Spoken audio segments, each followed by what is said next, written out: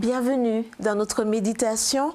Notre Dieu est merveilleux, qui a pour titre « Est-ce que Dieu m'aime ?» Ce n'est pas vous qui m'avez choisi, mais c'est moi qui vous ai choisi. Jean 15, verset 16. Vous êtes-vous déjà demandé si Dieu trouvait une quelconque joie à être en relation avec vous?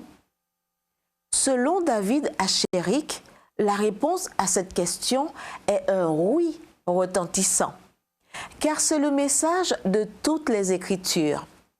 Dans le récit de la création, nous trouvons un Dieu omnipotent qui parle et la chose existe. Il a dit que la lumière soit, et il y a eu de la lumière.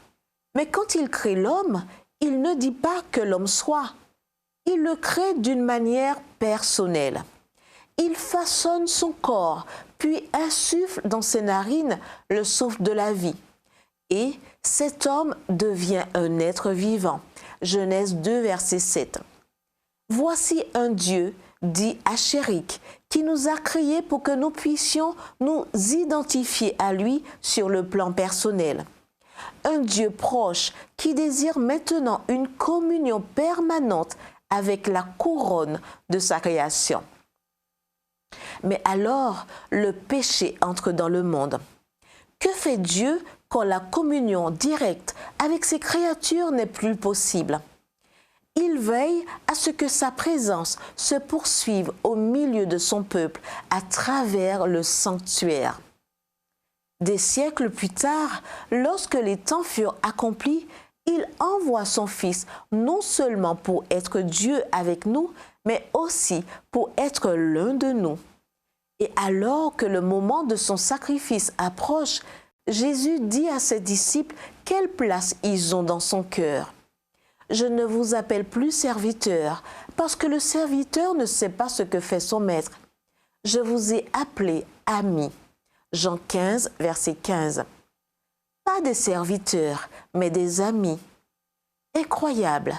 Et ce n'est pas nous qui avons pris l'initiative de cette amitié, c'est lui.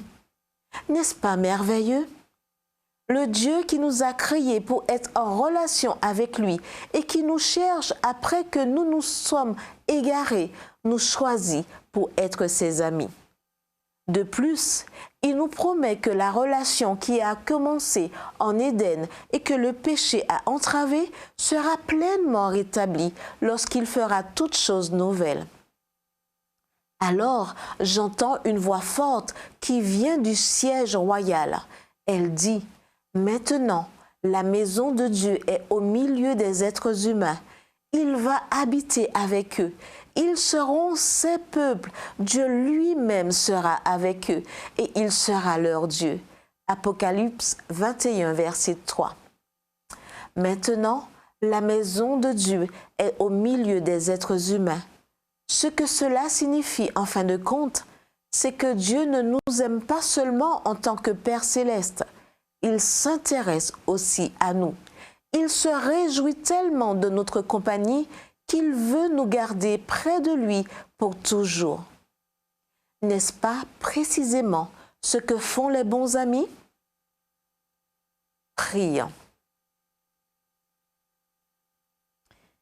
Père bien-aimé, je loue aujourd'hui ton nom, car bien que tu sois un Dieu tout-puissant et que tu habites dans une lumière inaccessible, tu es aussi mon sauveur et mon ami pour toujours. Au nom de Jésus. Amen.